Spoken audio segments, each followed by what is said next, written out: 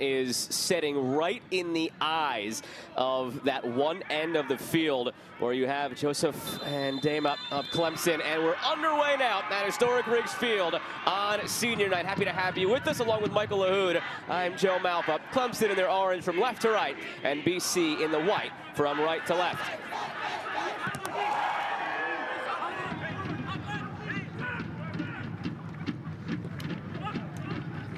That's a big advantage, of course, here in half number one for Boston College if they can get any pressure on the net of Clemson and send some balls in on Joseph and Dame up, trying to fight the sun.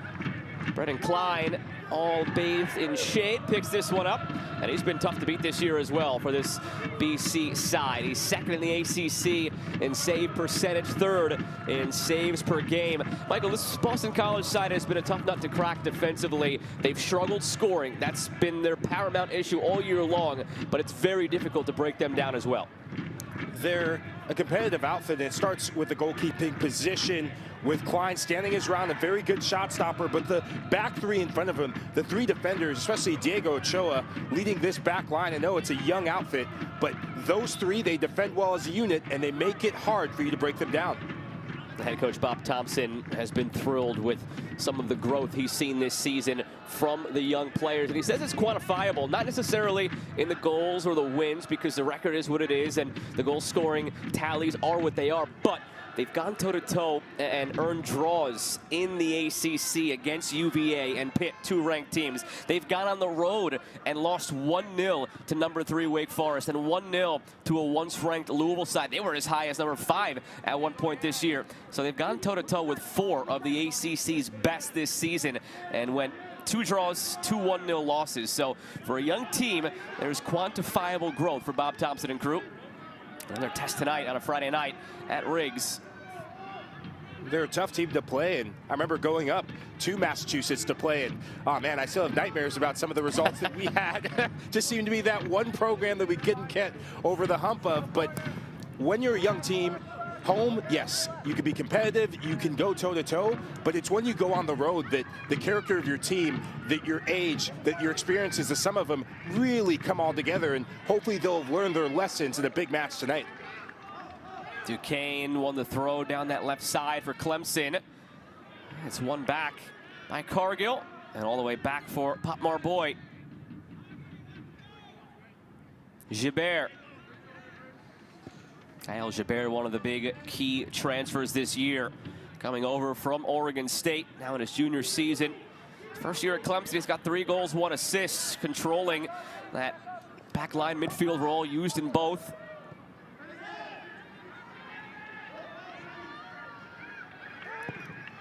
Meinhard, and cleared away by Williams. Going as far as Gibert once again.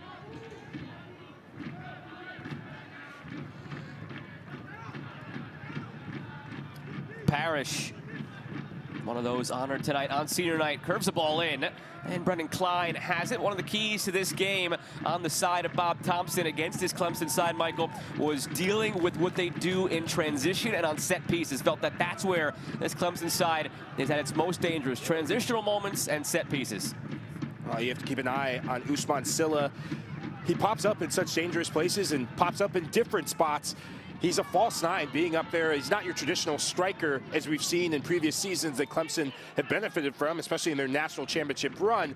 And that creates space for the likes of Nathan Richmond. On that cross from Brandon Parrish, it's not the first pass. It's not the player most obvious to you that you're next to. It's a runner off the ball. They call them third man runs that Clemson does so well.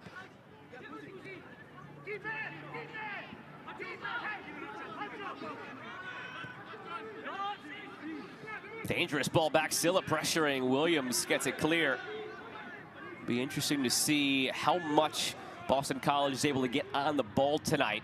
They've seen upticks in their possession metrics as the years got along and this team has matured, but you know this Mike Noonan team is going to want to control the flow of play tonight with the ball at their feet, hoping to return to where they were at the end of 2021 as the national champions. That's something that's changed over the years and very different from the Clemson that I knew during my time in college soccer. That Clemson was very direct, get it in the channels, play for set pieces under Mike Noonan through recruitment and through him imposing his will and his style of play. It's been beautiful to watch them be one of the more possession-oriented teams and dynamic teams, but they can also be pragmatic when they need to be, and we've seen that in postseason runs, and it's evolved into ACC championships and national championships. That 2021 team ended up, of course, lifting the trophy. Last year, they get all the way to the ACC title game, lose to Syracuse, who eventually went on to win the whole national title. But for Clemson, it was a quick stumble in the NCAA tournament, losing in their first match against UCLA. So hoping to right that wrong this year as we get closer and closer to tournament time, but that's not where the focus Mike Noonan and crew lies yet. Offside flag comes up here on Alfie Hughes. But they are squarely focused on the present. Yes, it's coach speak in a way, Michael, but you get the vibe from this team that they genuinely mean it when they say they're focused on BC, then NC State, and there's still some areas that they want to improve because they're a very late blooming team in their eyes, where they had injuries early in the year. They had 10 new freshmen come in. They had 4 transfers come in. They have 2 more chances to get it perfect, well-oiled machine going into tournament time. And a chance now in the attacking third, up to Silla, cuts it in front, and defended well by the Eagles. And you said it perfectly about them being a late blooming team. Big difference from last year to this year. Riggs Field is historic.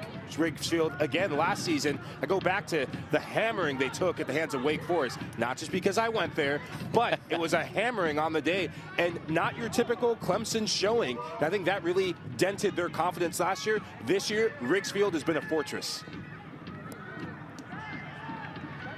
Now it's back for Duquesne. Curls the ball in. The header is just over the bar. Early opportunity to go ahead for Parrish, making that run out of the midfield.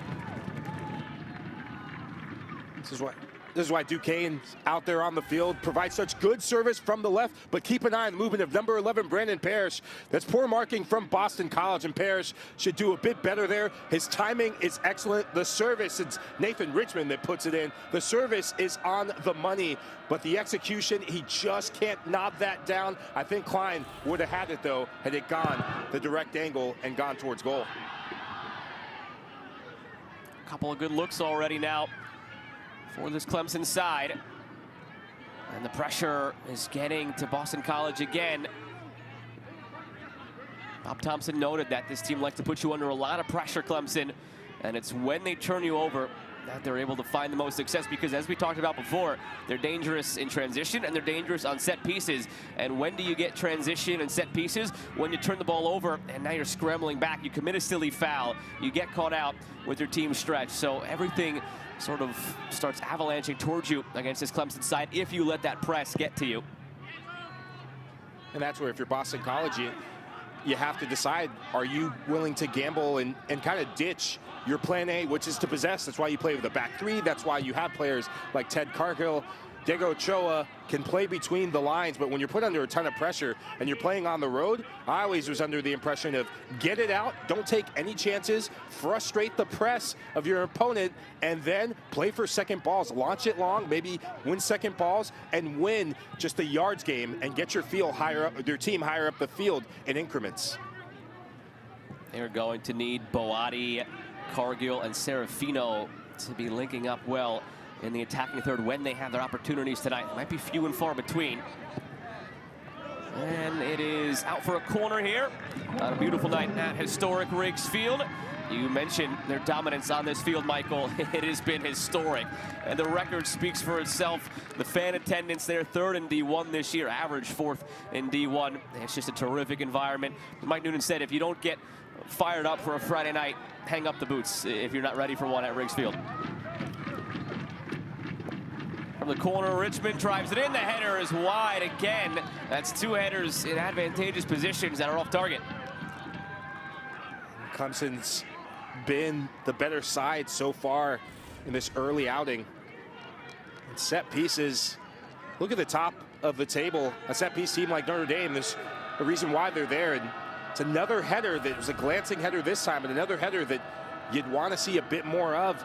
Boston College loose in marking on whether it's on set pieces or on just crosses. picked up by Alfie Hughes, another freshman. Makes his 11th start of the season here tonight for BC. And all the way back for Klein. Played through for Burkhart. Burkhart, a freshman, to Hughes, a freshman. Looking through for Boati. Flag stays down. Augustine Boati coming in. Forced to turn. Well defended by Gibert. Boati tries to make something out of it. And he does earn a corner on the deflection. And that right there is where Boston College can be effective. The pace of Boati, I said when we started this match, to keep an eye on his movement running from midfield. And he starts at midfield, but it's that second touch there. He goes away from goal, allows Gibert time to recover. And whenever you're a center back or a defender and your opponent is going away from goal, you've done your job. The rest of his team comes in to support him. And remember, sun streaming directly in the face right now of Joseph Ndema, goalkeeper. That'll be a problem vast majority of this first half, if not all of it, as the sun continues its descent. Javi O'Neal would have liked to have done better on that corner. Could not get it past the first man. And now Clemson wants to go in transition. Taken around the edge by Duquesne. And it's brought back for a foul. Assistant referee trying to let the advantage materialize, but brings it back for the foul against Connor Hughes. Taken quickly by Parrish. It's the switch out from Meinhard. Rolled ahead and centered towards Silla, but he wasn't where that ball ended up.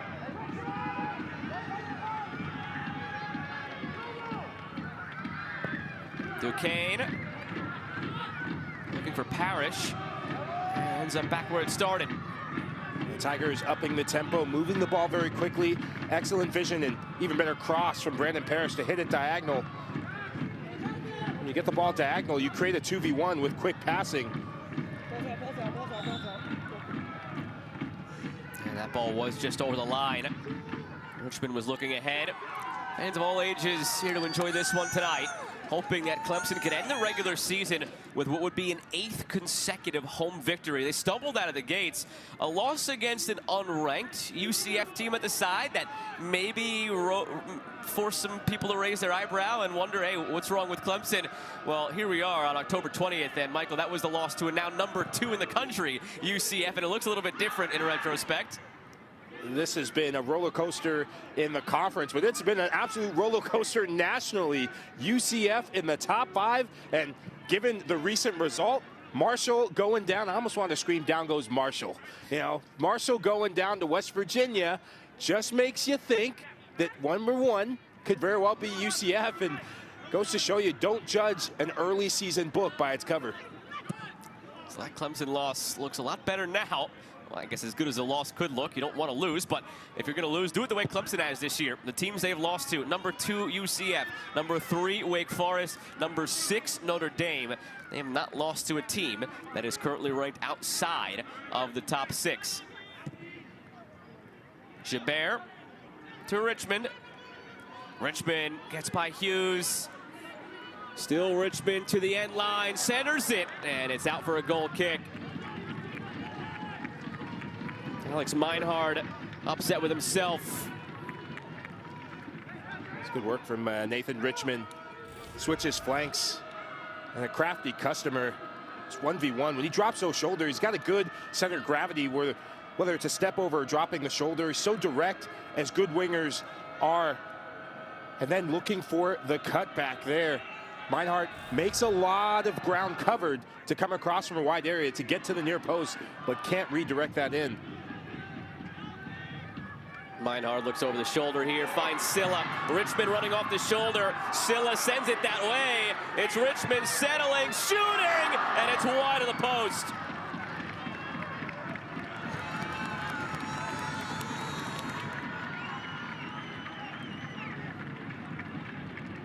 The Tigers are knocking and knocking, getting closer. This is incredible stuff from Ousmane Silla. Wrong foot to couple the defenders, but that outside the boot pass. Luka Modric-esque, if you will.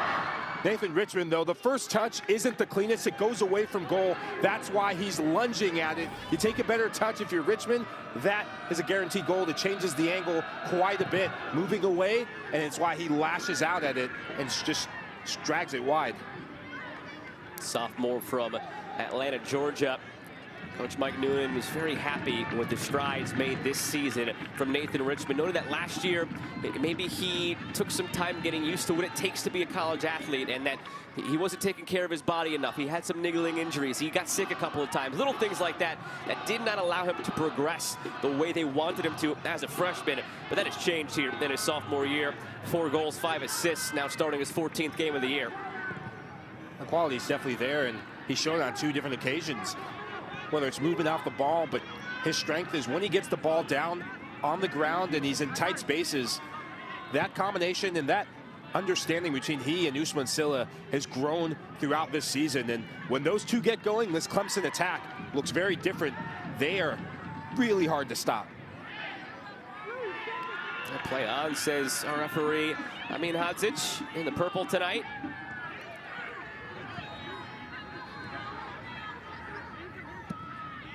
Gibert.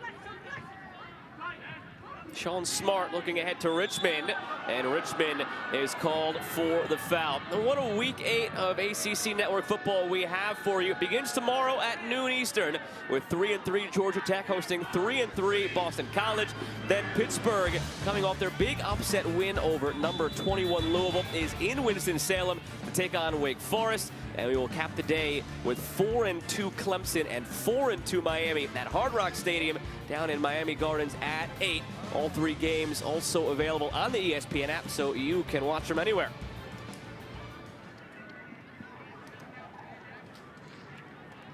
Diego Ochoa down, holding that right leg. He was the one fouled here by Richmond. It's a bit of an awkward turn, and it comes across, waiting for the contact, and Richmond tries to sidestep him. He's grabbing what looks to be either the back of his knee or his hamstring. He was able to shake this one off. He is their only captain. You'll see a lot of college teams will have multiple guys wearing armbands, but Bob Thompson felt good about giving Ochoa the only armband this year. It's a huge reason the character of this group has improved from 22 to 23. That's been the big sticking point in every conversation we've had with Bob Thompson this year. The character of this year's team, so much stronger than that of last year, and not to be taken as a knock of last year's group. It's just that this year's group has clicked on a different level, and Diego Ochoa, a big reason why. One of the few upperclassmen that is used by this team, the junior, getting back to his feet now. Good to see him up and moving, shaking that off. He's not a player that you want to lose.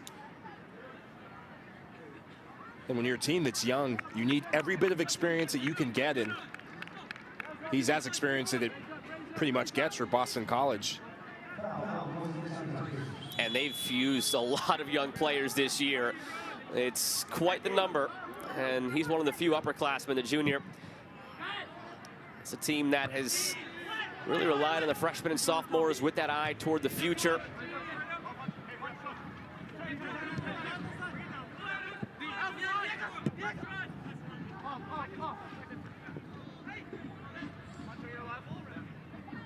Smart following the bouncing ball. Plays it off of Alfie Hughes, but gathered again by the Tigers. 4 straight wins in this all-time series for Clemson. 23rd meeting all-time tonight. Clemson dominating at 13 wins to 4 BC wins with 5 draws along the way. But 4 in a row for Clemson. Have to go back to September of 2018, the last time BC knocked off Clemson. You can take that a step further. Even before that win in 2018, you had to go back to 2009 for the next time that BC took down Clemson. So all in all, teams have met 16 times since 2010. It's 11 wins in that span for Clemson, with 4 ties and just 1 loss.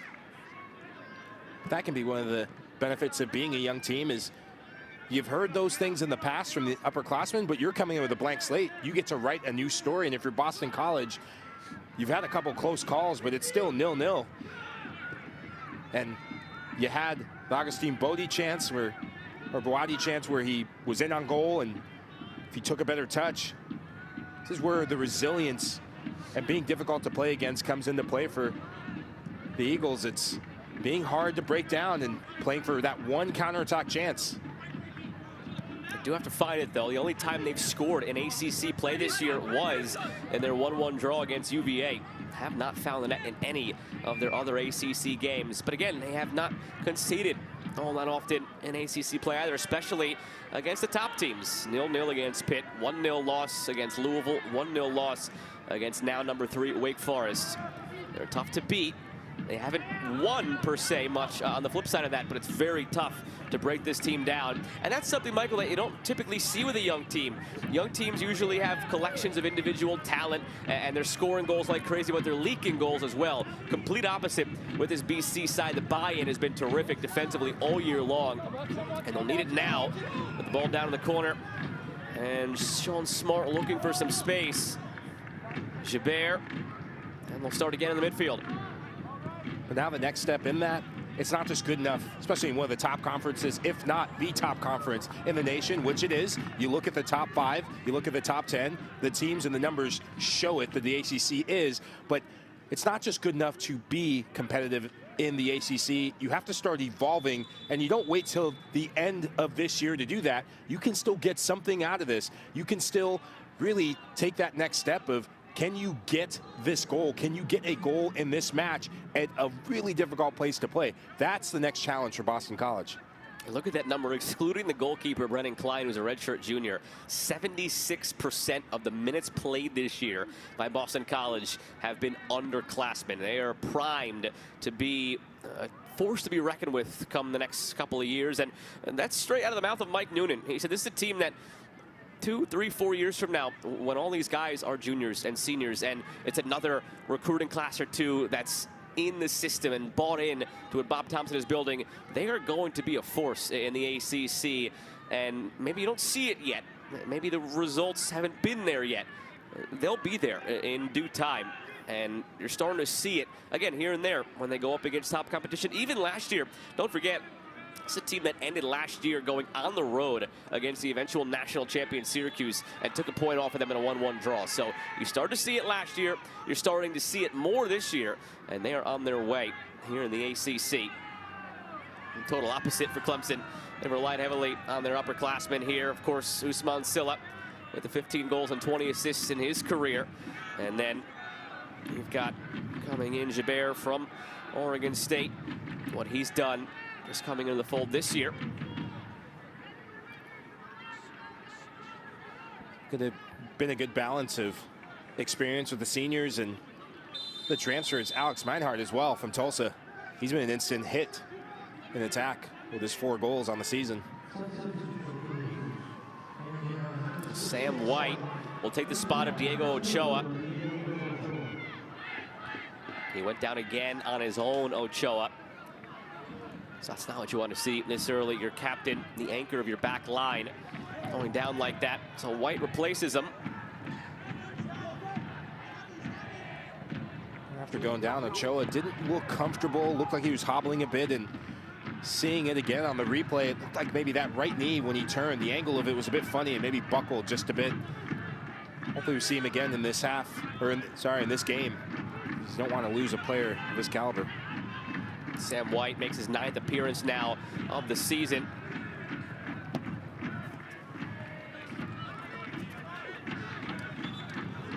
Tomorrow morning, the ACC Huddle Crew will kick off the day at 11 a.m. Eastern.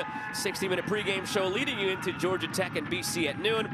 Also, we'll have halftime shows and pre- and post-game shows throughout the day, and they're back at 6:30 to wrap up the afternoon with highlights, analysis, and get you set for Clemson and Miami at 8 after the game. Stay here on the ACC Network for a complete wrap-up with interviews, players, and coaches from the day. And a free kick in a really good spot now for Boston College. Michael, set pieces in games like this so crucial on the side of a team like Boston College, especially while you still have that sun advantage streaming into the eyes of Endema. Just good work from Boati. He's waiting for the pressure, and just that hesitation move draws the foul from Smart. Smart, a bit of a lazy defending there, where you know that Boati doesn't have much room to operate in, but it's clever movement from the BC midfielder. Still draped in sun. Endema haven't tested him while they've had that advantage, though. Now from the free kick. Ball was loose for a moment, but cleared away by Parrish. I'm no solar expert, but that sliver of sun is getting thinner and thinner, so it seems like it won't be too much of an issue much longer for Endema. And now the other way, it falls nicely for Meinhard, taken to the end line, and it's punched away, loose in front, put home on the rebound. Clemson takes the lead.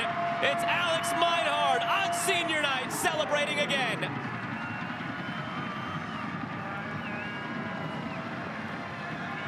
All the pressure that Clemson's been putting on finally pays off in the form of a goal, and a scrappy goal, a hungry goal for the Tigers. And it's the left side looking like the strong side so far in this first half. Arthur Duquesne comes running out like a runaway train. Keep an eye on number 33. He knows he wants that pass there, but the determination to keep going and get this shot off. Hesitation right there, hits it near post. The rebound falls. Meinhard, sometimes you have to put yourself in the right place to benefit from a bit of luck there. Klein goes, punches it right in his path, but this is still good predatory finishing from Meinhard. His 5th of the year, the transfer from Tulsa. Made quite the name for himself in his time in the AAC. 3 years in a row, first team All-Region and Conference. He was twice the Americans' Offensive Player of the Year. He's twice been Mac Herman preseason watch list. Maybe they didn't get as many goals as they thought from him so far this year, Clemson. Now that just being his 5th, but it's a guy, come tournament time now, you can hang your hat on to find a couple of big goals when you need them. Sometimes when you're a player coming in a new environment, you put a lot of pressure on yourself to get going, whether it's here at Clemson or professionally or whatever level or academy level. And once you see that ball go in the back of the net first, for a lot of attackers, for a lot of forwards, you take a big sigh of relief, and then the goals start trickling in, falling in a bit more regularly. I love that that was a scrappy goal. Sometimes you need a scrappy goal, an ugly goal even, to boost your confidence, to remind yourself like, hey, I can do this again. I can do this even here in Clemson. And they are so good when scoring first. Clemson 6-1-2 this year when they are on the board first. And at historic Riggs Field tonight, on senior night, they have that first tally. With Michael LaHood, I'm Joe Malfa. Happy to have you with us here on the ACC Network. Number 15, Clemson at 8-3-2, looking to add on to their resume. They control destiny, flipped over the top again. It's Meinhard, his first touch takes him away from goal. He recovers, loose for Richmond. Still loose, Klein takes him down, and a point to the spot. It was a mess in front. Klein made it even messier, and now Clemson can go up 2 from 12 yards out.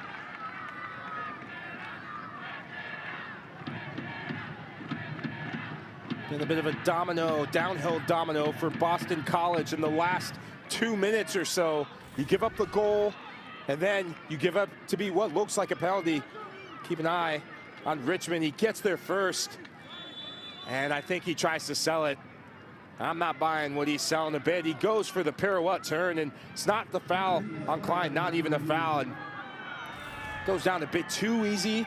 And the referee, rightfully so, has to give this a look, because when you see it in real time, it looks like the contact may have been there, but he's looking for the foul. He's looking to draw the foul and bait the referee into the call. And the good thing is, per the ACC rules, when you give the penalty, that's when you can go back and relitigate it. You can't do it the other way around. That's to say, you can't have a non-call that you then review. And this one looks like it should be overturned from the looks we've seen at it. That'll be up to Amin Hadzic, our referee, to decide.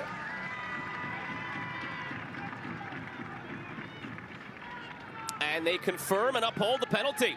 So a quick look, and I guess Hadzic is buying what was being sold by Nathan Richmond. You're not buying, Michael, but the referee was, and that sets them up now with a penalty to possibly go up 2-0. Brennan Klein is ready, hoping to stop this one and stop this from snowballing even further.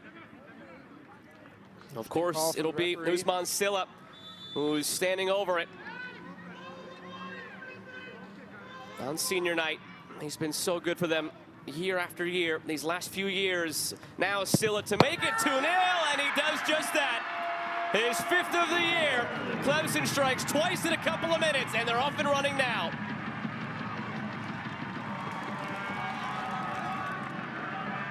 It's almost becoming automatic for Silla from the spot. Boston College can feel a little bit hard done by the decision, but it's all about how you take advantage of a penalty kick opportunity. And Ousmane Sylla, when he steps up, it's business as usual for him. Looking at this again, Klein goes for it, and Gundelach there. It's a soft touch, soft penalty, but referee chooses to give it. Sylla opens up his body and slots it home. It's so difficult when he puts it low, puts it towards the corner. There's not much you can do about it as a goalkeeper. That stutter step there. Klein's already moving to his right, and it's a good start to senior night for Sylla. Always feels like it plays out that way, Michael, doesn't it? On senior night, it's not freshmen or sophomores doing the scoring, it's seniors. Meinhardt gets it to start things off. Sylla gets it to make it two. We'll see if any of the other seniors could get in on the fun. I'm trying to think back to my senior night. I think I may have had an assist. Don't look at the record books, though, to prove me wrong. Just let me have that moment, Joe.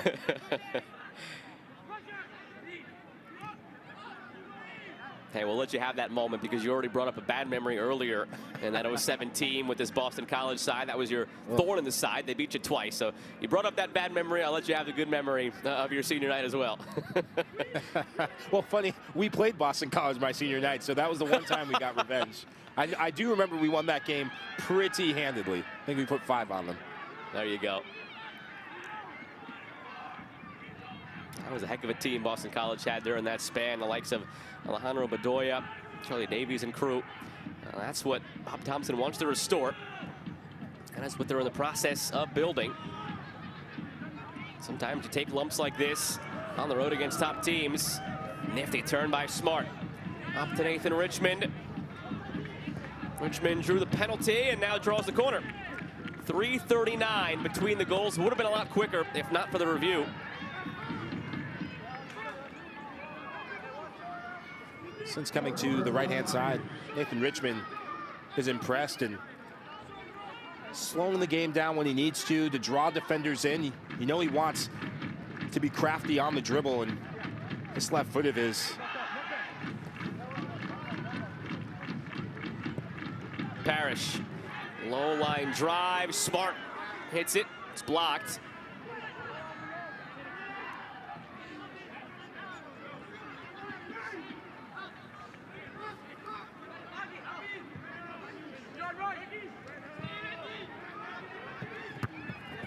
Minutes to go here in this first half. Haven't had many opportunities yet on the Boston College side. They had the one good look where Bawadi came in on the through ball. Then they had a corner, had a set piece from just outside the 18. They have not tested Joseph Endame on the goalkeeper just yet. Goals 3:39 apart from Meinhardt and Sylla for Clemson. Two seniors on senior night here in historic Riggs Field. Only the second time this year that Boston College has allowed more than one goal in a game in ACC play. Other one came against NC State. It's through for Richmond. Lays it off. Sylla. Out wide, Meinhardt. Another corner coming. Lack of chances coming because Clemson's press has been relentless. They're doing a good job of baiting the first pass to a member of the back three, going to the goalkeeper, and then springing into the box. And right here, Nathan Richmond, if he picks his head up and turns, Smart was there wide open. But to do the right thing, get it to Meinhardt. Good defending by Gundelach. Gets his arms behind his back, as you have to do now, as center defenders. Parrish set to curl in the corner. They went short the last time they were out on that side of the field. He goes direct this time toward the far post. The header is over the bar. For the second time tonight, Clemson narrowly missing on a header over the bar. This time it's Potmar Boy. Good service in from Parrish. He's had a couple where he's floated in, and boy, just out jumps two BC defenders, just clean. But that's some of the details of the game. When you know you're going up against someone who is just physically more gifted than you, just getting up and blocking their line of sight towards goal throws them off a fraction of an inch, and that's why Boy was thrown off. That's why that ball goes over the bar.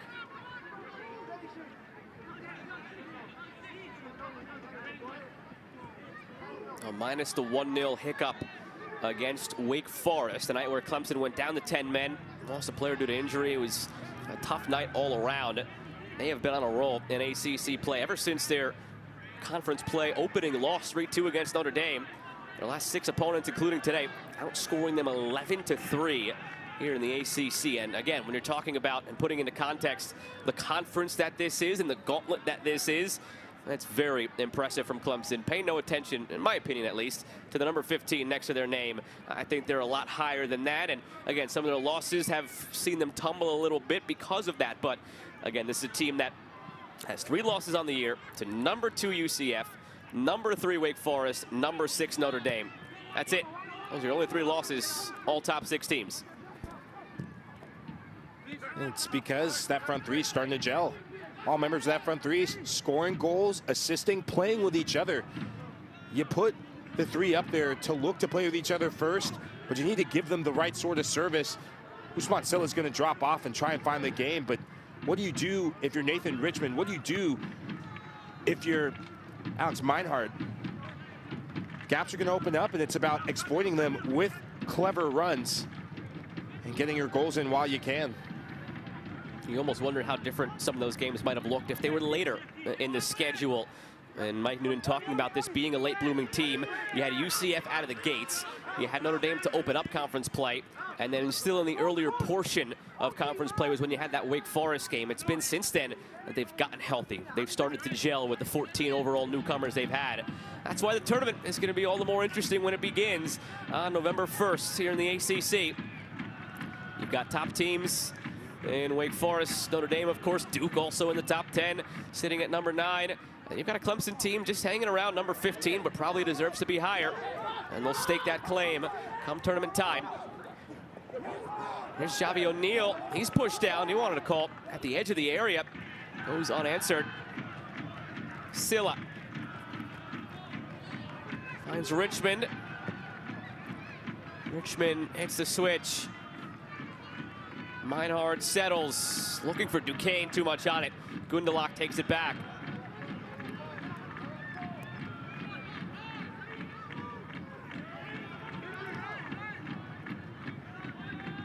Boati dropping deeper to find the game. It's probably not where Boston College wants to see Boati on the ball, Michael. It's a sign of a frustrated player on your top line right now because they just haven't gotten him the play up there. That's typical in the game where he's a player that wants the ball to feed as much as possible. So to Sylla, here he is, Sylla, oh, that's brilliant! Ousmane Sylla putting on a show in his final regular season home game at Riggs. 3-0 Clemson.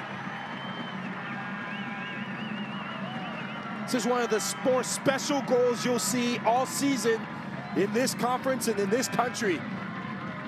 And it comes from the most gifted player on the field right now, and Ousmane Sylla. He's putting on a clinic, and he's really the main man for Clemson in all facets of the game.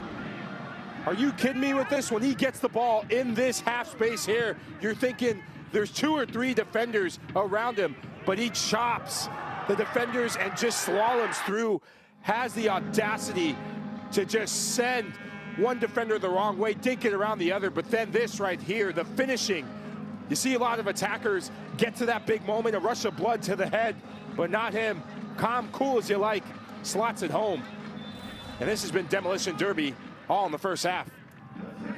What a finish from Sylla.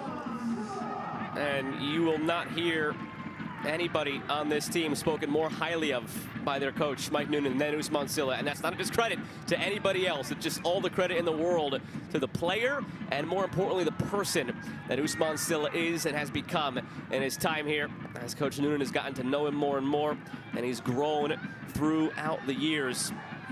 He said he came in as an innocent, super sweet kid, and he's still that super sweet man now. But he was in a completely new environment, had spent some time in the States before he got to Clemson, but he was pretty sheltered. School wasn't something that he disliked, but it wasn't something that was in his DNA or he was used to. From there, he grew into an All-ACC first-team player on the field and an All-ACC academic honor roll player off the field while still maintaining that sweetheart attitude. One of the best guys you'll ever meet, according to Coach Noonan. And it's nice to see people like that succeeding in the roles they're in. And Usman Silla has done that now for a few years here with the Tigers. That's what I love about the college game. It's not just about developing winning players, it's developing winning people. As a coach, you're investing into people's lives.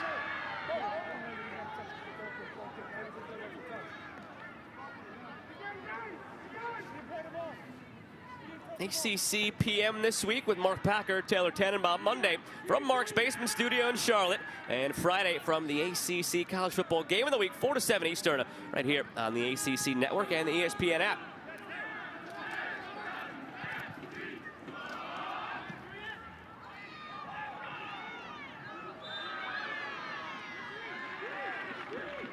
Free kick coming for the Tigers.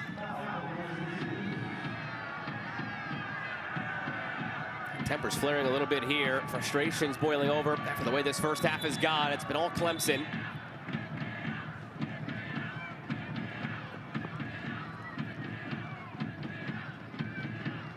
Drew Serafino, we haven't really said his name much. He's a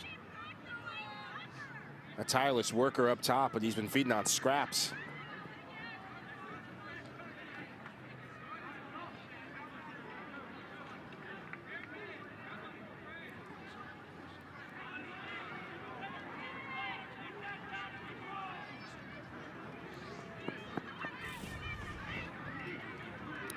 Ball into Serafino. That's a battle that you allowed. Didn't see much in that, but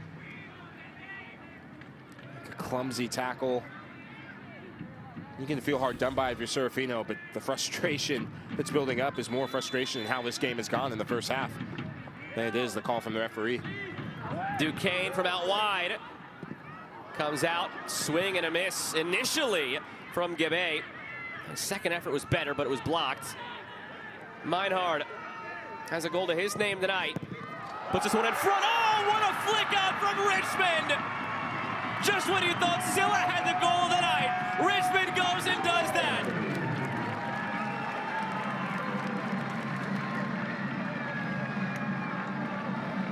The Clemson Tigers are really putting on a show in this first half. And they've been led by Usman Silla and Nathan Richmond. Nathan Richmond, my word. Are you kidding me? Look at the run here. He's patient, he's waiting for this ball to go in. And when he gets there, wow, you cannot teach that. That's stuff you practice in training. That's stuff you practice with your friends. But to do this in the match, to do this on senior night, to have the guts to do that, hey, put in a highlight reel, put in a YouTube reel. That's Techers, my friend. Have a day. This is the first time Clemson has ever scored 4 goals in a match against Boston College. 23rd meeting all time, and the first half is not even over yet.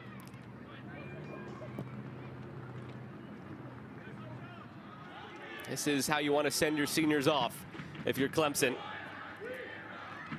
Not that they're sending them off permanently. There's a chance that they are hosting a game in the early rounds of the ACC tournament, and of course they're going to have a road game next up against NC State, tournament games beyond that, but final home regular season game doesn't get sweeter than this, and something tells me, Michael, they might not be done on the night. They have the mentality of a team that isn't taking this Boston College side lightly at all. They've been on the front foot since just about the first whistle, and there's a hunger and a bite to Clemson that leads me to believe that they're not done scoring yet, but that could change if Boston College can get something before the half. Here's Alfie Hughes cutting in, not able to get by Gibert.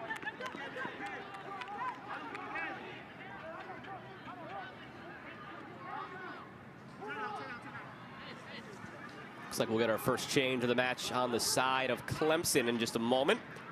Already seen Sam White come in for Diego Ochoa on the Boston College side of things. That was due to an injury.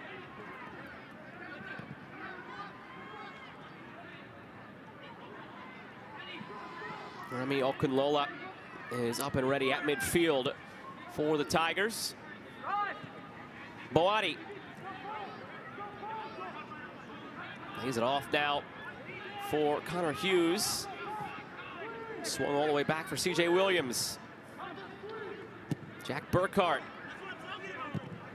Intercepted by Sean Smart. He's taken out clumsily by Sam White. And that is a quick yellow for Sam White. No hesitation from the referee, Amin Hadzic. Sam White had to, in some ways, make that foul. Maybe not to the extent that he did, coming in hot and coming in strong. But if he doesn't make that foul, then Clemson are off to the races. Smart has made some timely overlaps. And that's a hard professional foul, if you will. Correct call from the referee to give it a yellow.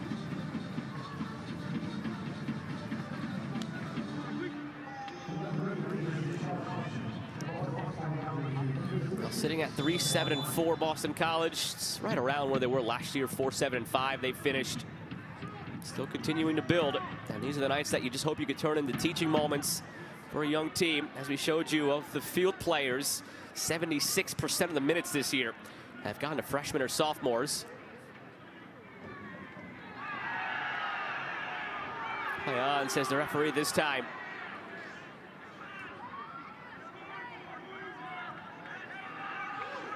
So the 4 goals for Clemson have all come in a 14-minute span. Looking for more. Richmond to Smart. It'll be a corner. It's good defending from Jack Burhart. Clemson really free-flowing right now, and it's coming through the feet of Usman Silla. He gets in those half spaces and turns.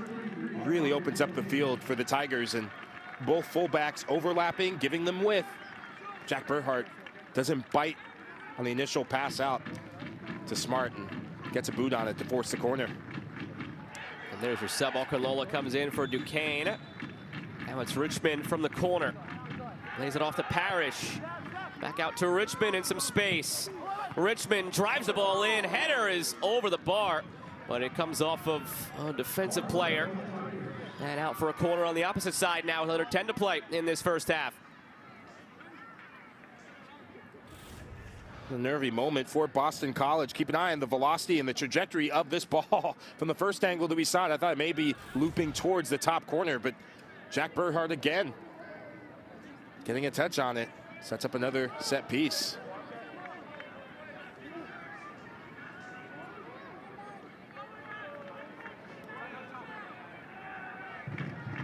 Parrish will take this one. Brandon Parrish toward the back post. It was there for an open header and a wide open net. Awkward angle, as you saw Gibert trying to angle his body and knock it under the bar. But another good chance off a set piece for the Tigers.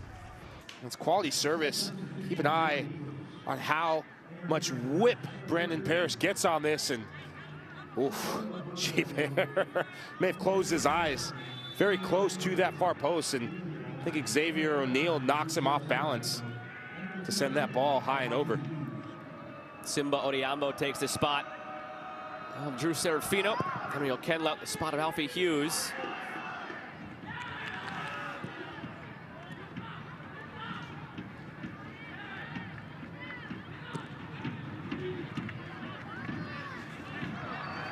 Here's Meinhard. Richmond in the middle. Meinhard cuts it back, has some options here. Goes top of the box for Parrish. Still Parrish to the back post, and it's grabbed by Klein.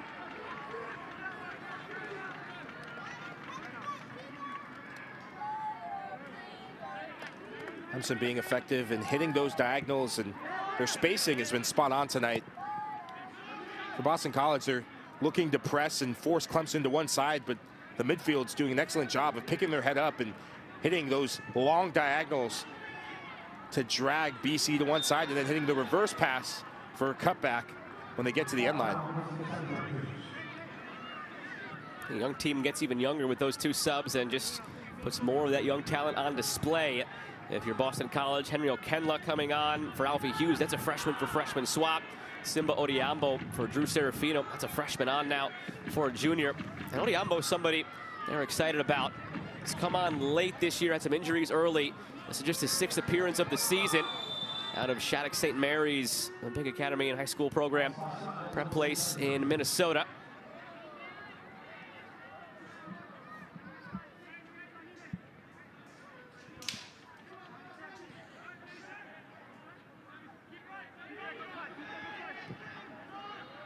White. Cargill. They have not had enough of Ted Cargill on the ball tonight. Helps bring that competitive edge to the field for this BC side. The Youth Academy and his time at Stoke City. Played in the U18 English Premier League. 21 and 22. Came on strong last year as a freshman. Now as a sophomore, one of the leaders. Yes, as a sophomore. What you get with this young team. Just hasn't been a lot of Cargill or Boati on the ball tonight, and that spells trouble for Boston College in the attack. It's why they have just one shot not on target so far. There's a direct correlation there, Michael. If we're saying those names more often, Cargill and Boati, probably more going on, but we haven't been. And it's been a lot of this. Clemson just trying to find their moments through the lines. Anytime either of those players have gotten the ball, they've gotten swarmed. It's not just one player hounding them, it's the entire team. There's an uptick in intensity and a sense of danger from Clemson, knowing that they are the ones who pull the strings. They're the ones who, Ted Cargill has passing range. He can pick a pass from deep, and both players are dropping deeper and deeper to get the ball, and the turnovers are coming deeper and deeper in Boston College's halves, and that's why we're seeing more goals from Clemson. Trying to spring it now to Boati. And he's causing some issues here for Gibert. Boati still. And it's all the way back to Ndema, who's been a glorified spectator so far tonight. And that's where I think they could do more of. It hasn't gone your way in terms of keeping the ball and trying to play out of the back, and you're playing right into Clemson's hands when you're actually trying to build up and play out of the back. I know that's your style, but you have a runner, you have an aggressive attacker, and Boati, why not lump it into the channels and force Clemson's back line to turn and run towards their own goal, press them, force a turnover, and now you're in on goal. 13 shots, 6 on target for Clemson. Just one shot tonight for Boston College. It's sprung wide now for Okunlola. The freshman leaves it for Richmond. Nathan Richmond finds Silla. Look back through for Richmond. That would have been a pretty one if it came off, but intercepted by Williams. One back by Parrish. Gibet. Sprung through again from Meinhard. Trying to cut it back.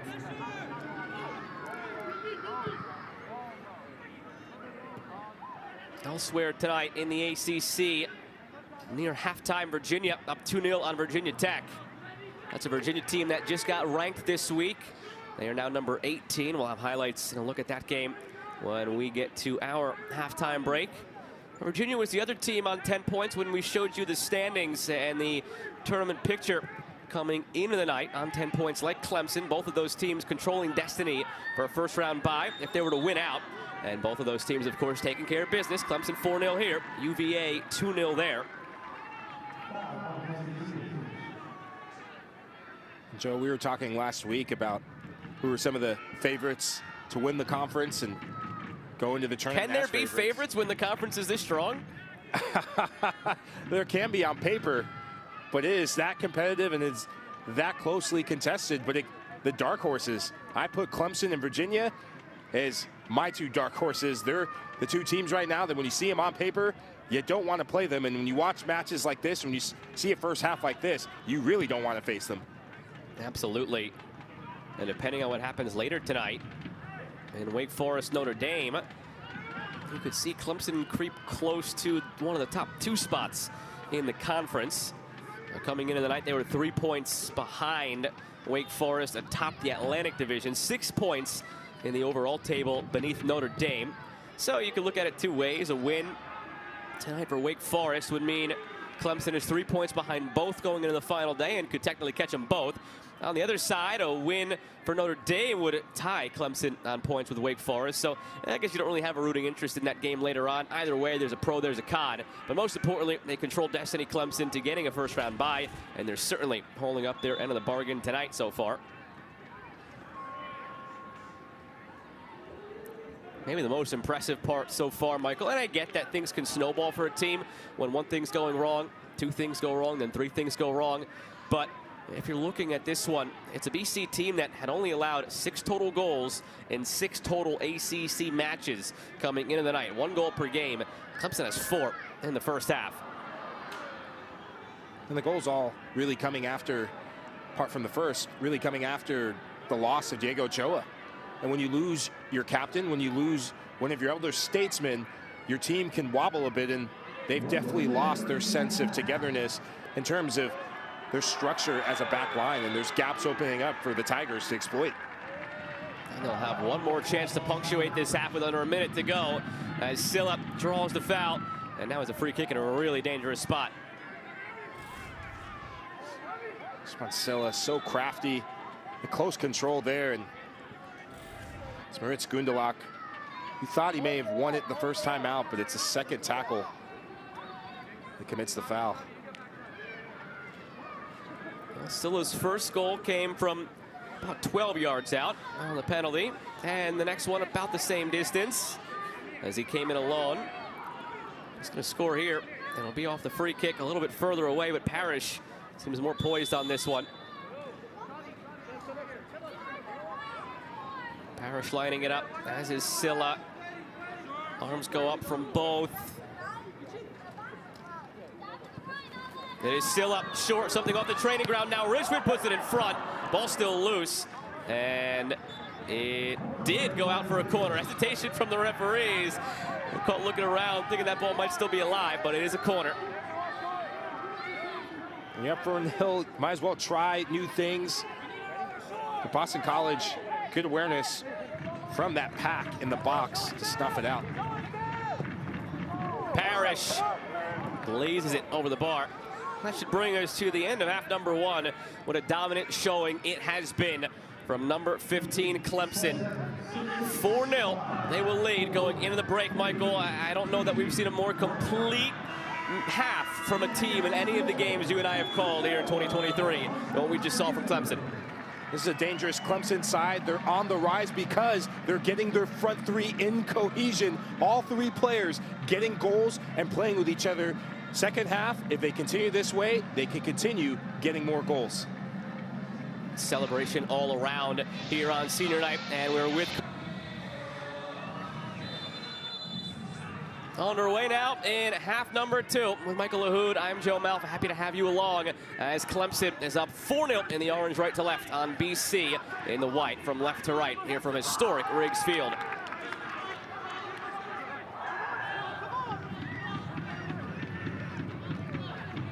What do you even say if you're Bob Thompson in the locker room at halftime, Michael, to this Boston College side? A young side, again, 76% of the minutes have belonged to freshmen or sophomores this year. When you're looking at that score and you still know you've got another half to play. It's gut check time. It's how do you want to end this season? It's so easy to give up when you're down 4 goals, but when you're a young player, these are the moments you remember. I remember being in this situation, playing for Wake Forest. We'd go and play the Marylands, who were on top. We'd go and play the Clemsons, who taught us lessons along the way. But these are the lessons you learn, is how do you show up when it's hard? How do you show up when it hasn't been your half? The next 45 minutes will tell us a lot more about the resilience of this young side in this season. You still have a second part of a season in the tournament coming up. Your season's not done yet. Nice bit of play here to begin the half. Smart will win the corner for Clemson. It's like they picked up right where they left off.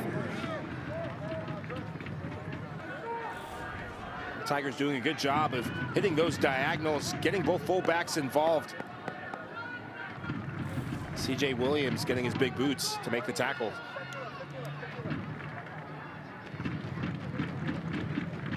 They were dangerous on their corners in the first half. In-swinger this time from Richmond. Top of the 6, comes all the way through and out for a goal kick.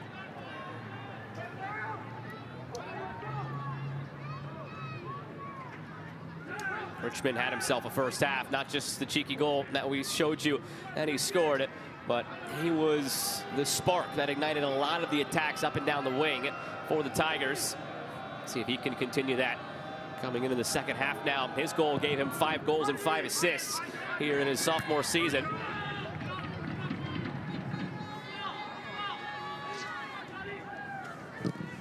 Meinhard had it blocked away. Smart.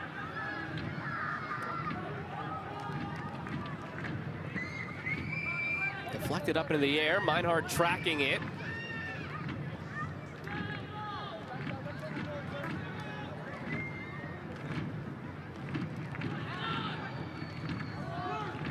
back for Lundegaard.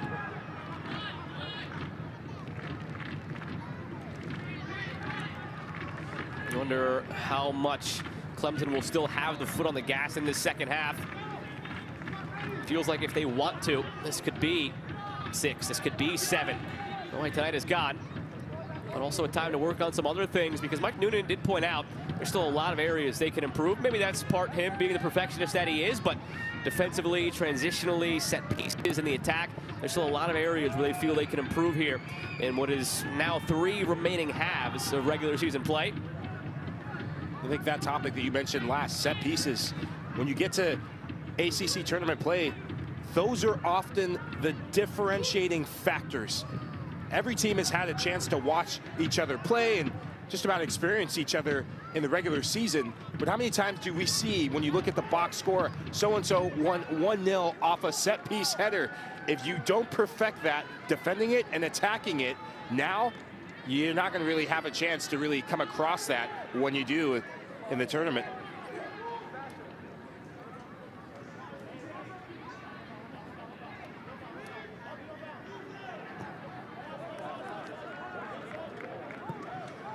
After a quick little conference, goal kick.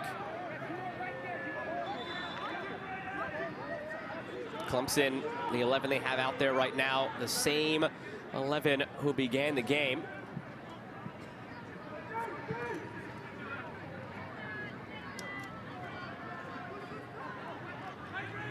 Still don't see Diego Ochoa out there for Boston College. Gone down with an injury in the first half. Was replaced by Sam White, who's out there again to begin this half. And now this one will be a corner for Clemson. Ochoa going out. It's pushed Sam White into that defensive midfield role alongside Ted Cargill. And Jack Burkhart, who started as a center midfielder when the whistle blew to start this match, has now been forced to play Ochoa's role in that back 3. Parrish, low-driven ball.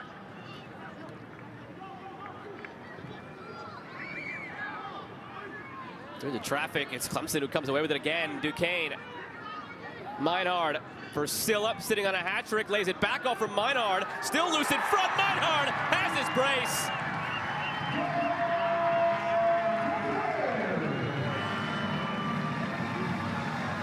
And the Tigers picking up where they left off just before the half. And you see the dejected look of Brendan Klein. Not much he can do about this one. Left stranded on his line. Quick thinking, quick movement from this front 3. Keep an eye on it. It's keeping plays alive. When Meinhard gets this ball, he's looking for the run of Silla, but it's running off the ball that makes it so hard. That is just beautiful. 1-2, reverse pass from Silla, but twinkle toes from Meinhard, equally gifted there. Shifts it over to his favored right foot and arrows that. Just slinks that into the side netting. He's not going to miss that. Brendan Klein looking helpless. And Clemson rolling. Second of the night, 6th of the season.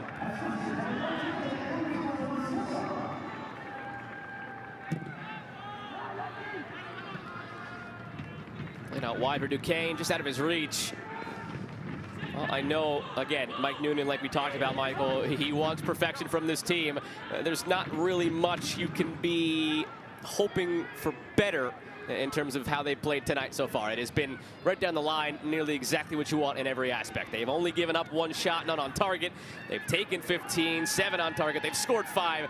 What else could you want now in the next 40 minutes? Maybe more goals and maybe here from the corner. I think the only thing that, if you're being super picky, and picky to the nth degree, is better heading from set pieces. But I'm not going to sit here and say that they've been poor on set pieces whatsoever, because they've looked very dangerous. This has been a 5-star display on senior night.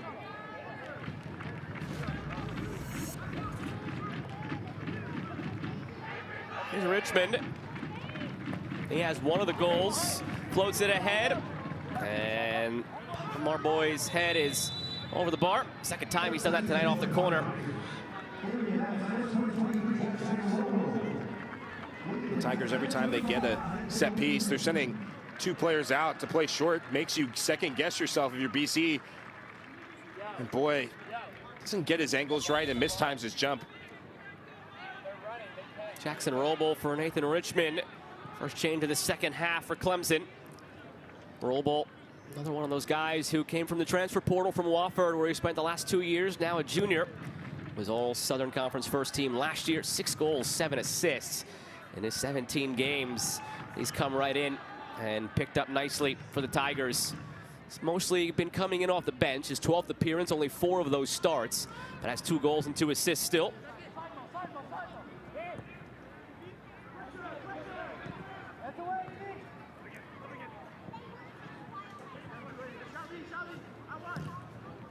O'Neal tries to clear. It's off of Duquesne.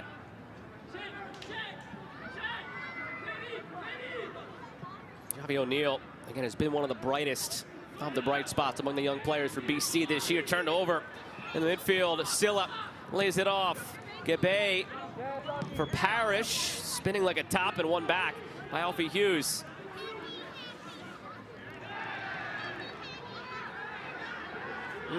Surprised that wasn't called as a foul. Smart goes in and doesn't even get the ball.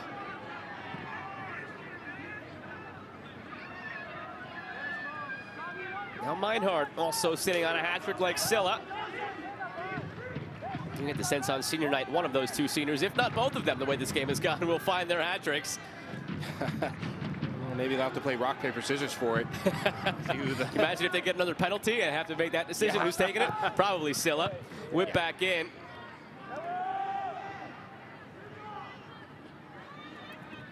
And not just the goals. Both have 2 goals on the night, but they both also have an assist on the night.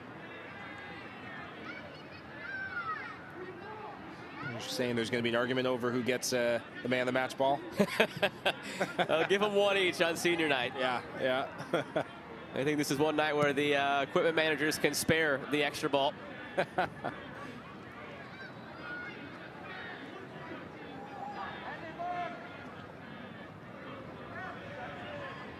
Roble.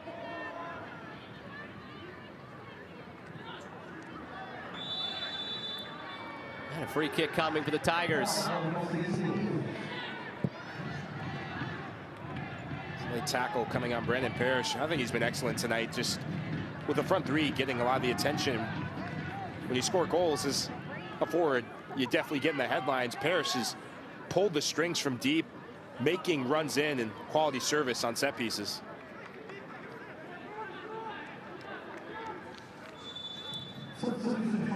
What a Week 8 ACC Network football lineup we have for you. Begins tomorrow at noon Eastern. 3-3 Georgia Tech hosting 3-3 Boston College. Then Pittsburgh coming off the big upset win over number 21 Louisville is in Winston-Salem to take on our own Michael LaHood's Wake Forest. And then we'll cap the day with 4-2 Clemson and 4-2 Miami at Hard Rock Stadium at 8 o'clock. All 3 games also available on the ESPN app, so you can watch from anywhere.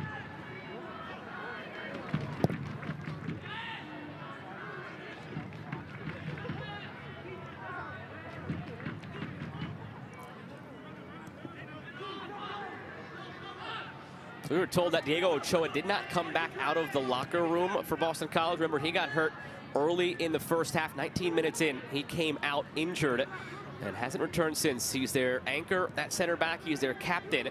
And it's probably no accident that all 5 goals for Clemson have been scored in his absence. It was 0-0 until he left the field.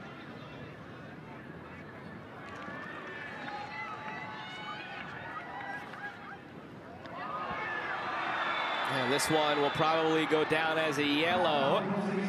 Foul in transition against Jack Burkhart. And there's the card.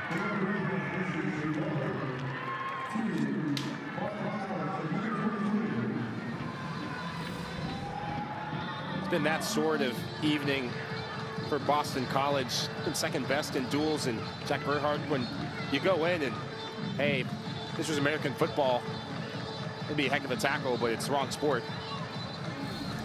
This goes for the jersey grab. Brandon Parrish proves too strong, but goes down anyways. The referee pulls the yellow.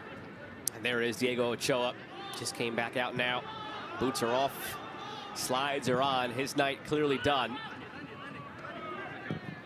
It's been terrific all season long and in his career. The junior in his 13th start tonight. You'll rarely, if ever, see him come off the field had a team high in minutes this year coming in, had a team high in minutes last season as a sophomore. More changes on the BC side. Boati will get a breather. Christian Behar takes his spot.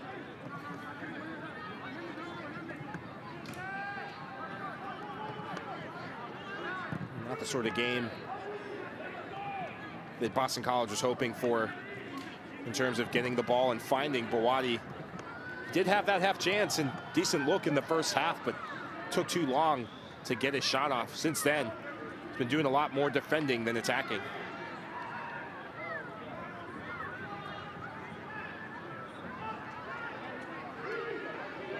And historic Riggs Field in Clemson. With Michael LaHood, I'm Joe Malfa. It has been nothing but dominance tonight from the Tigers, ranked 15th in the country on their senior night. Braces for both Silla and Meinhard, who were celebrated as seniors before the game. What a way to go off here in their final home regular season games. And not done yet with 32 to play. Both ample opportunities, I'm sure, still in store to notch their hat-tricks. Meinhard back for Silla. Try to get it back to Meinhard. Awkward off the head. This Clemson team has been stellar in closing out games this year. Final 20 minutes of play, they've scored 11 goals in that window. I don't know if they'll need those goals tonight, Michael, and might ease off the gas a little bit, but that's where they've actually made most of their dents offensively, is late on. They're one of the fittest teams you'll see in the entire country, and typically if you're a team scoring late goals, picked up by Behar and quickly closed down by Gibert. You're scoring late goals, the game is opening up and you're taking advantage as opponents get tired. That one out for a corner on the move up by Gundelach. So this, again, for a team that is starting to build and looking toward next year. Down 5-0, but you still have 31 minutes. You do have a set piece. Can you make this one count? Can you build on it? Every moment you're still between those lines for a team that has aspirations of competing next year and the year after as this group ages through. Can you start fine-tuning things here in these moments? Xavi O'Neal from the corner, good delivery. It falls for Odiambo, and it's out on the other side for another corner.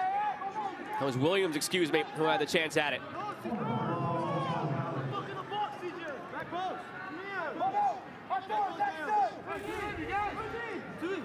Xavier O'Neal, such a good crosser of the ball, and this ball is up, hanging in there. It's just begging someone to go for it. CJ Williams looked like he didn't expect it to fall to him. Fortunately, they get this set piece. Whipped in toward Gundelach. Diving header was there from Odiambo. Laid off for Alfie Hughes. Back out for O'Neal. Overlap to Burkhart. Whipped in. Headed away by Gibert. Now Silla wants to go. Robel. Free kick. Burkhart, remember, just picked up the yellow moments ago. And then he kicked the ball away after the fact. There's your final warning from the referee, Amin Hadzic. Burkhart has to be careful. I know the intent was to go 50-50, but when you're coming at the angle he is, coming from behind, I think he has a claim there. That's, oof, man, that's a fair-looking challenge. Maybe the referee taking a different angle because everyone's running back, trying to recover. Maybe the referee sees it from a different angle, sees it from behind. I'm with you, fair-looking challenge, but when you have a yellow, you absolutely cannot kick the ball away after the play. That's where Burkhart almost got himself into more trouble. And again, maybe that's just a freshman being a freshman where you kind of make those mistakes and have those moments now. I don't mean to labor that point too much for this Boston College team, but it's first and foremost right now. Played into Silla. He's got a chance for his hat-trick here. Blocked away by Williams. So you've got a team that, yes, you don't want to labor that point too much. And Bob Thompson will be the first to tell you, look, I don't want to make excuses that this is a young team, but the fact of the matter is this is a young team, and right now they're basically, in his words, a U20 team going up against U23 teams, and just the fact of the matter is you're going to take your lumps. You just hope that when you become a U23 team yourself, you're the one doling out the lumps instead of being on the receiving end. Look at the physical maturity, the difference in size of just the Clemson midfield versus theirs. And oof, good ball, Meinhard's in. Meinhardt in alone, sitting on 2 goals. Save made by Klein. Rebound to Silla. He has it, and he has his hat trick. A historic player at historic Riggs Field has his hat trick on senior night.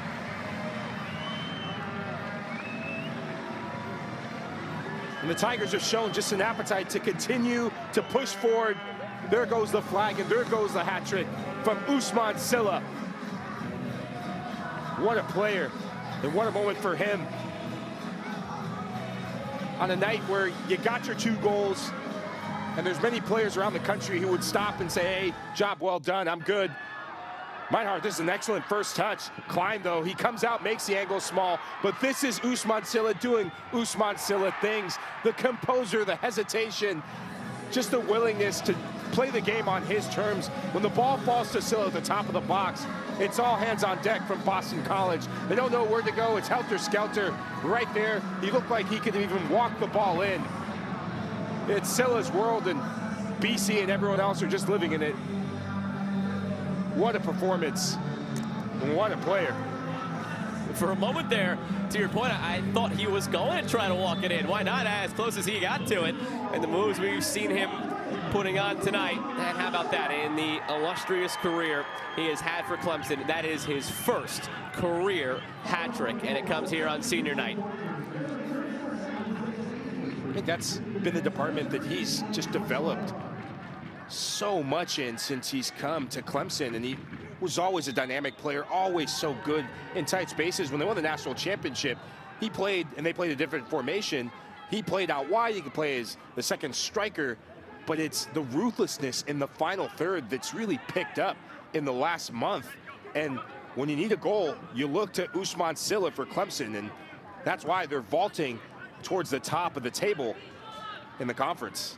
And you look to Alex Meinhardt as well. Who knows if his night is done now with under a half hour to play and a 6-0 lead. And if his night is done, it is 2 goals, 1 assist for Meinhardt. Klein puts it out of play. Isaiah Easley, the sophomore, comes in to take the spot of Meinhardt.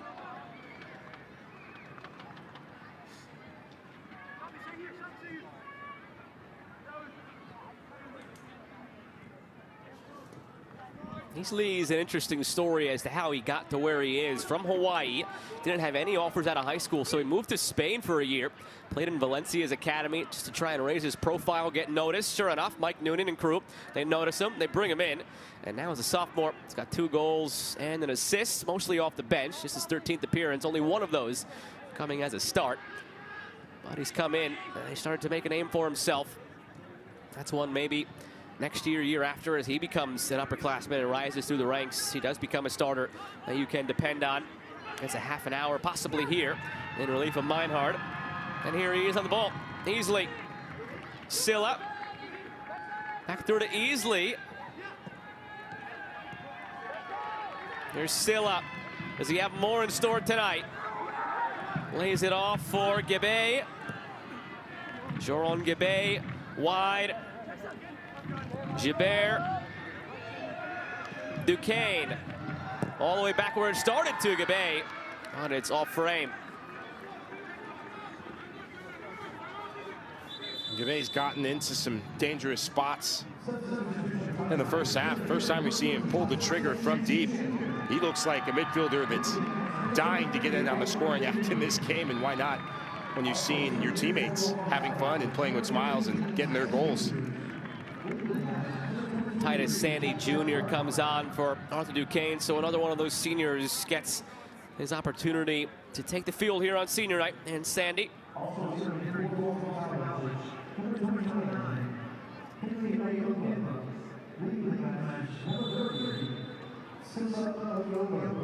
Odiambo comes off for Henry Okenla on the Boston College side.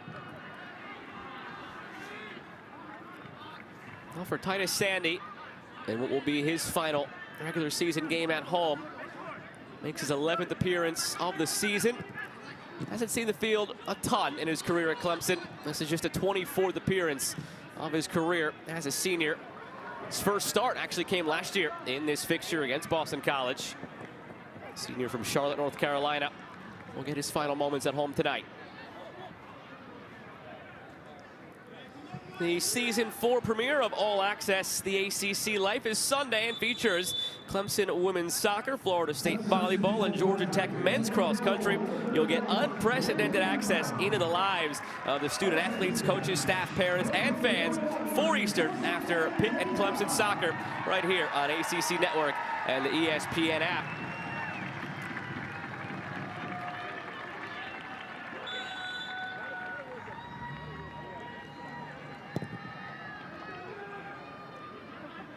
And there is Logan Brown coming on for Clemson. As Van Dama gets the rest of the night off, presumably. Brown, freshman keeper. It's a good time to just get him some exposure.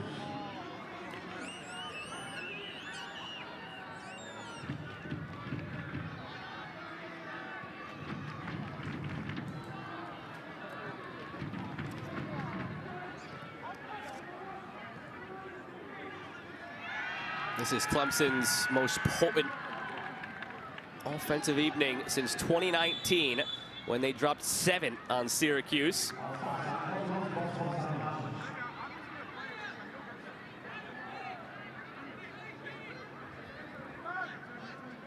And that Syracuse team is the one that Boston College will face in its final game of the season, so it doesn't really get much easier for them from here on out. They will be at home, at least, against Syracuse. And then the tournament begins on November 1st.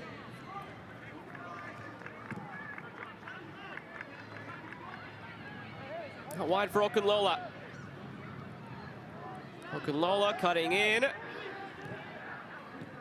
Trying to feed it all the way across. And it's out for a throw. Clemson have had some big scoring games this year. Think back to the 6-0 win over Presbyterian. But this is a different class because it comes in conference play. And here's your moment of ovation for Usman Silla, taken off the field here on senior night with a 6-0 lead. Crowd sings his praises, his first career hat trick. What a way to go out here at historic Riggs Field.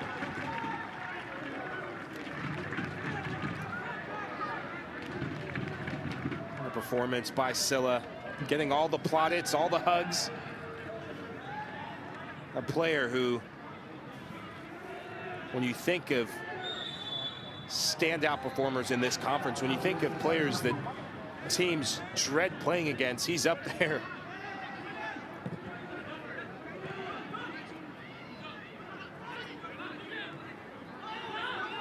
Well, he's got one more regular season game left for Clemson, plus tournament games. He'll exit the field tonight. 62 appearances, 49 starts, 18 goals, 21 assists, and a national title in 2021. ACC title in 2020. Very decorated player as he leaves campus. Program looking for some more decor as well as we get into the postseason. 3-time national champs, most recently 2021, 15-time ACC champs. And recently, it has just been a very successful spell for the Tigers. 4 of the last Elite Eights they've made, 7 of the last 9 Sweet 16s they've made. This one rifled in but blocked.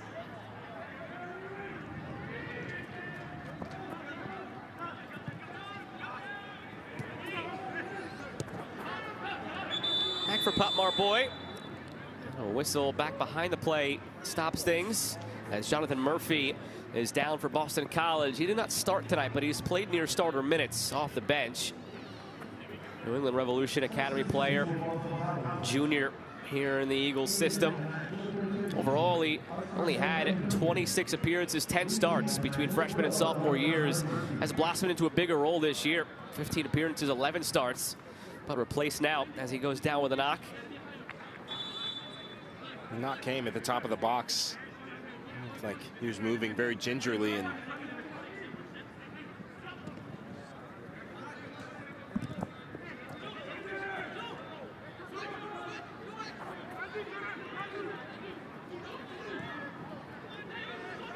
here's Parrish. Feels like he's the lone senior that hasn't had his moment so far on senior day. Still has 20 more minutes to change that.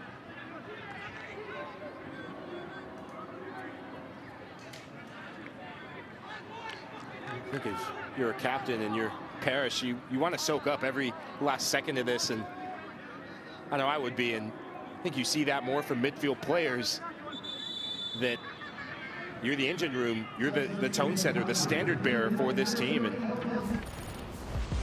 speaking of standard bearers, Usman Silla, jeez, my oh my. Gets his framed jersey in the pregame senior night ceremony, and then just from there it became the Usman Silla show. Just the goals, take your pick. Dribbling clinic he puts on here, slaloming through defenders. But the composure that he shows on that goal was doubled down on the hat trick to seal it. Just dribbling past players. And I thought he was going to walk it in, as I said, when it happened in real time. I just don't put it past him. He's got the skill level to do so.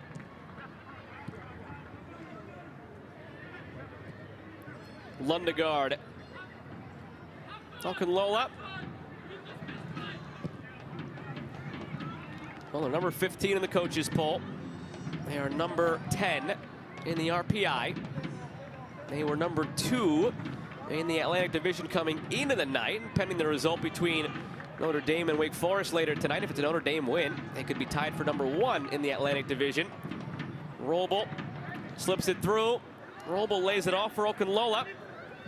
Taken end line by Okunlola, puts it back in front. And it pinballs around off of James Kelly. And it falls for a strike that's blocked in front. Opportunity was there for Titus Sandy Jr.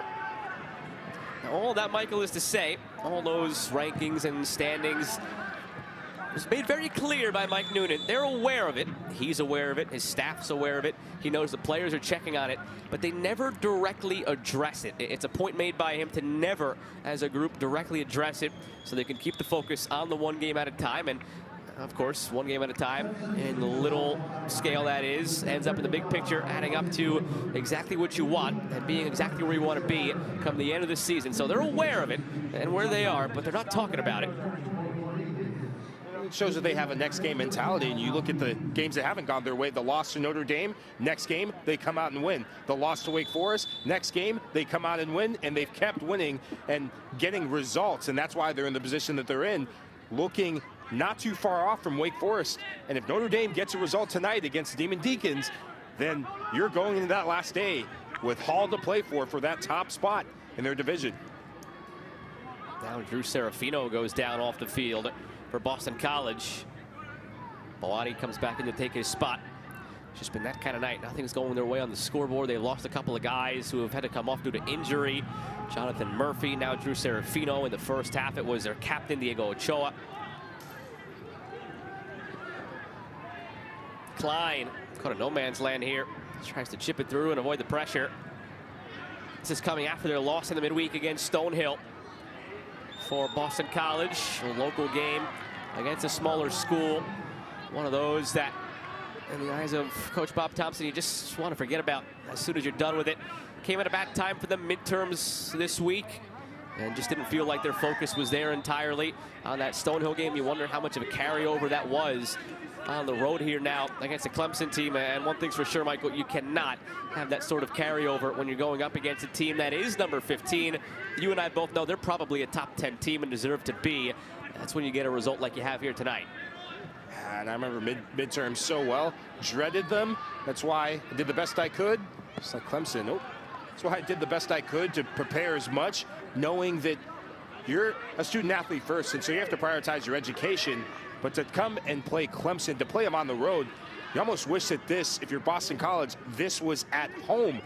That's been a better place for them. That's been a safer place for them where they've gotten better results.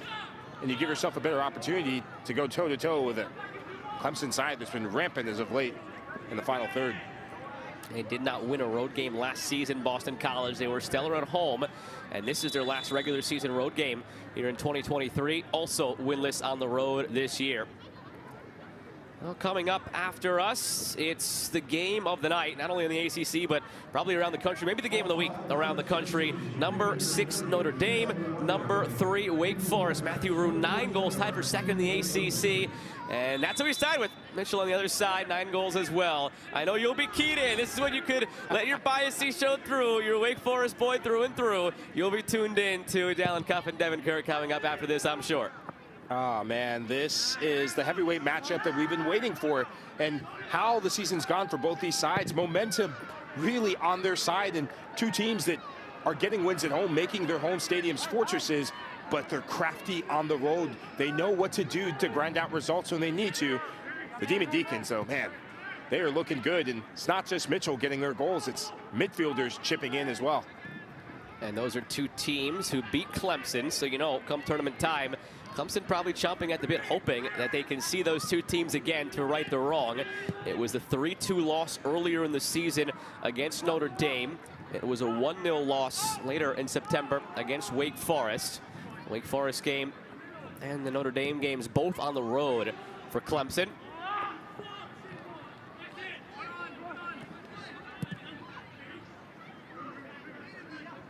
Okunlola with a quarter of an hour remaining.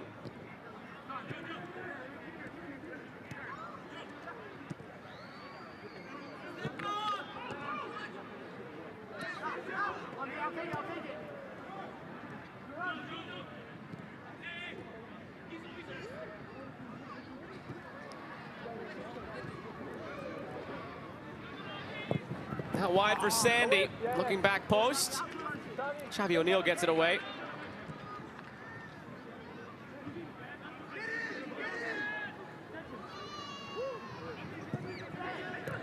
Cutting in, Roble. Back for Gibbe. You can see the level has dropped off now, Michael. This Clemson team, they've emptied the bench. They're passing it around. It's 6-0. Hoping to get out of here healthy and celebrate this a little bit further at the end of the night on senior night. It's about running out the clock, and I know there's still 15 minutes left in this match, but making the ball move, you've done your damage, and you put up a touchdown. You can maybe go for the extra point in the spirit of sportsmanship and the spirit of getting some of the role players minutes.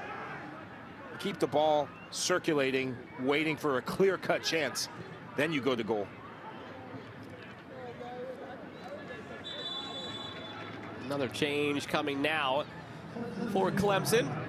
And they did what they had to do tonight in this battle for the top 4 and a bye in the first round of the ACC tournament. You could pretty much go ahead and update that Clemson 10 to a 13 now. They will get to that number. Same goes for Virginia. They're up 3-0 on Virginia Tech with 10 minutes to play. So both of those teams taking care of business tonight with one regular season game remaining, controlling destiny. And it's in their hands now.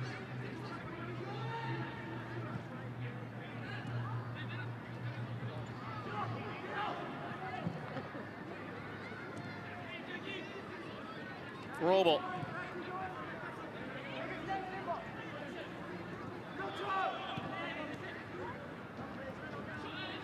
Michael, how important is it to have that first round bye when you're talking about a tournament and playing every couple of days, just getting that little extra bit of rest and just getting an extra day to sit back and watch as everything else unfolds? As this attack unfolds here, put in front, blocked on the shot by Okunlola.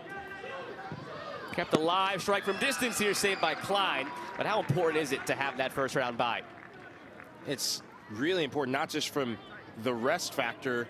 These teams beat up on each other throughout the season, so you get a chance to pause, but it's even more important because you get that first home game. Look at all 4 of these teams. They have very good home schedules or home records, and you want to come out and get that first result at home, and you know that you can go and grind something out on the road because it's the ACC tournament, and we see home teams get shocked all the time, season in and season out, but you don't want to be going up against a team that is going to feel like, hey, we have nothing to lose if we're playing in this first round match. And there's your dates to remember. First round begins on November 1st, and then from there, every few days, 5, 8, 12, you want to be playing on the 12th. All games on ACC Network or ACC Network Extra or ESPNU. But the big one on the 12th, of course, in the title game.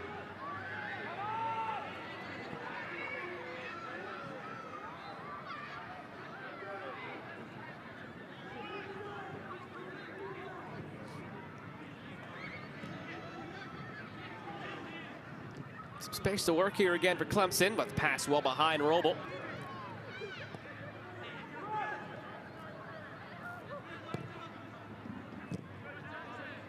Almost intercepted that one. If you're Boston College, can you just find a way through here? and leave with a shot on target. They don't have one yet. One shot came in the early stages. No shots on target. On the other side, 22 shots, 11 on target, and 6 goals for Clemson. Boati turns a corner.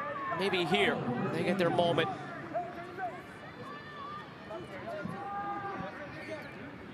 And a decent look for C.J. Williams. Last time they had a corner kick opportunity.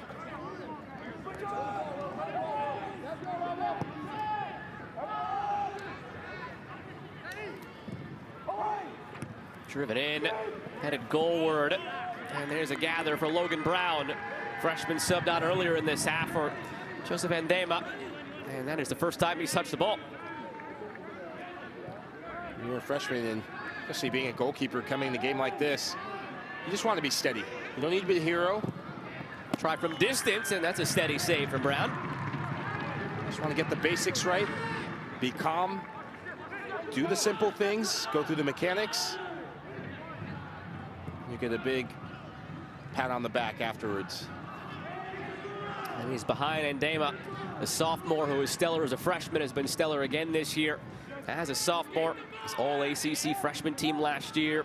He's 10th in the country in clean sheets, 22nd in save percentage. Really good year for Andema. And he was pointed to as one of the unsung heroes by his head coach, Mike Noonan, ahead of this one.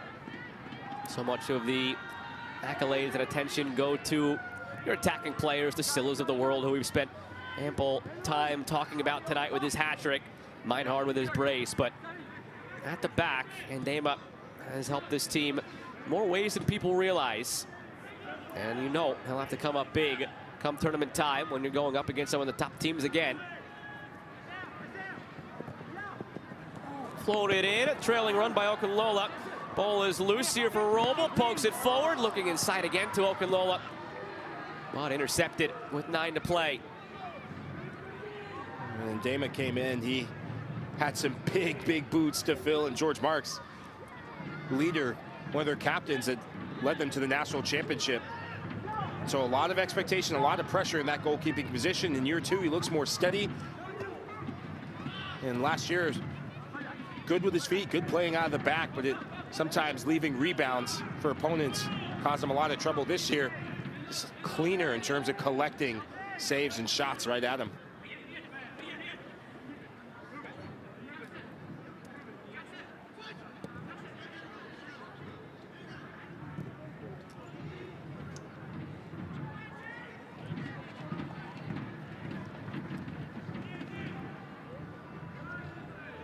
Rolled along from Easley. Out wide for Okunlola.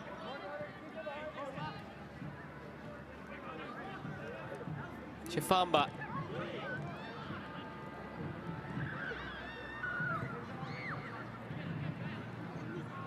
Will Kane laid it off. Easley with it. Sandy in the corner.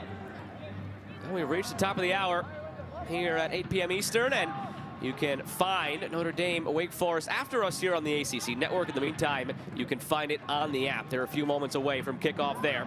Number 3, Wake Forest, hosting number 6, Notre Dame. Might be the matchup of the weekend around the men's college soccer landscape. I won't put you on the spot to make a pick in that game, Michael, but you've seen both those teams this year. What does that game boil down to?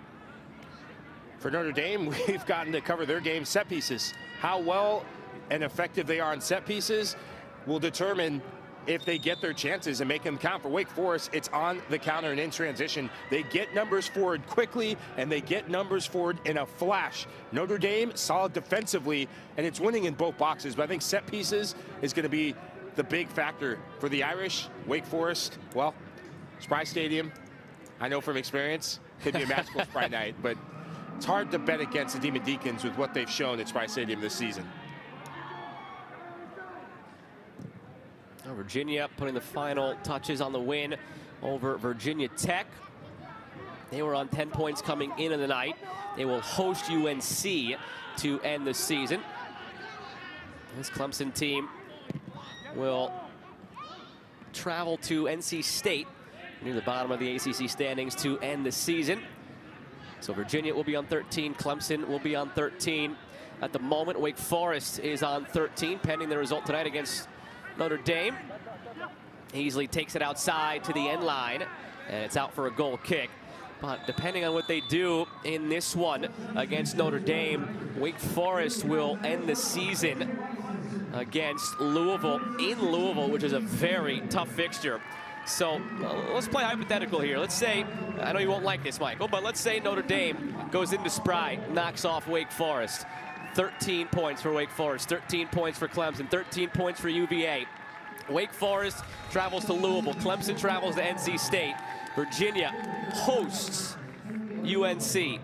Which of those three teams is your second place team? It's all going to come down to the wire next Friday night and next weekend in the ACC.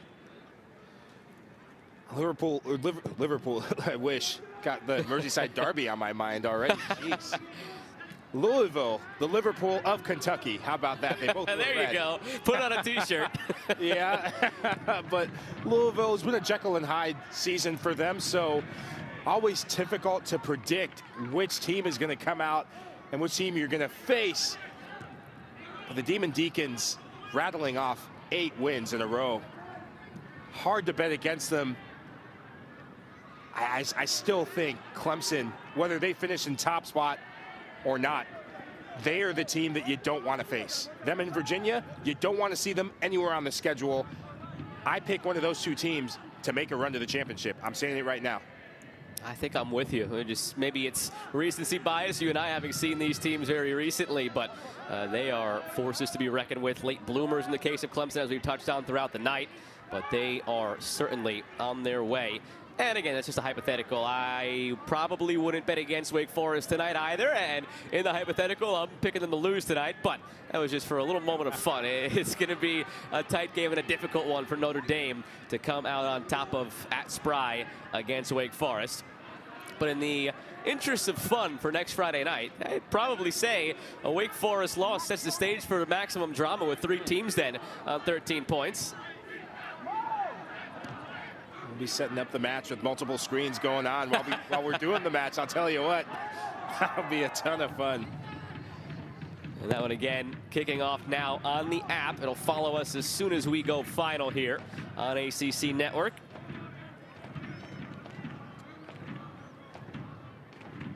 If you're Mike Noonan, yes, coming into this you said there were some areas to still improve going into the postseason, but you've outshot this team 23-2.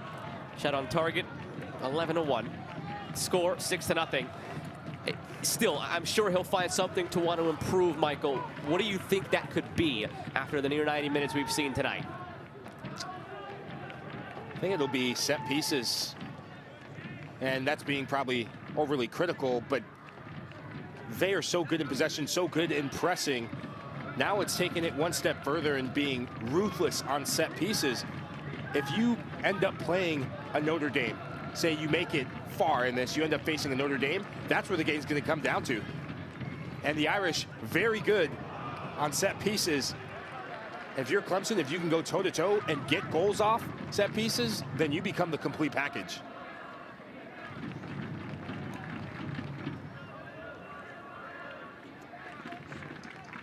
One final reminder of the dates we're looking at here then for the tournament. Clemson probably not going to be in that first round on November 1st if things hold to form. So you're looking at those quarters, 5th, semis, 8th title game on the 12th. Last year, they beat Notre Dame, Duke, and Wake Forest en route to the ACC title game where they fell to Syracuse.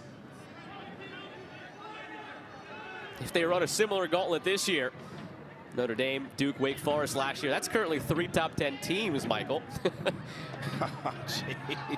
Every year has the quality of the Atlantic Coast Conference.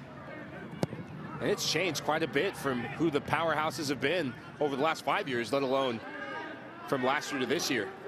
The defending national champions kind of lost their way in Syracuse, but it's a new season once you get in the conference tournament.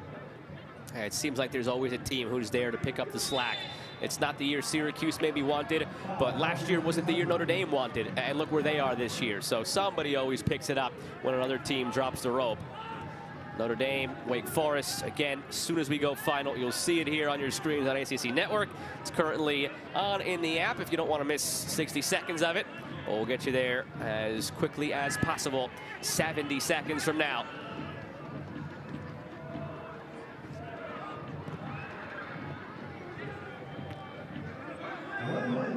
Final minute of play on what has been a special senior night tonight for Clemson. Chavi O'Neal plays it out in front, cleared away. Your star, Ousmane Sylla, with a hat trick. Your second leading man in a supporting role is going to be Meinhard, who had 2 goals and an assist. And no surprise, the 2 brightest stars of the night, both seniors here in their final home regular season game, Michael. It's a memory that will live with both of them undoubtedly forever, to have that kind of showing in your final home game here at historic Riggs Field. They look motivated to leave a mark on this stadium, leave a mark with this crowd. And now they have a chance to really put some shine. 1 week from now, you never know what happens in the game that follows up, but you have a chance to really put some shine on what's been a good second half of the season.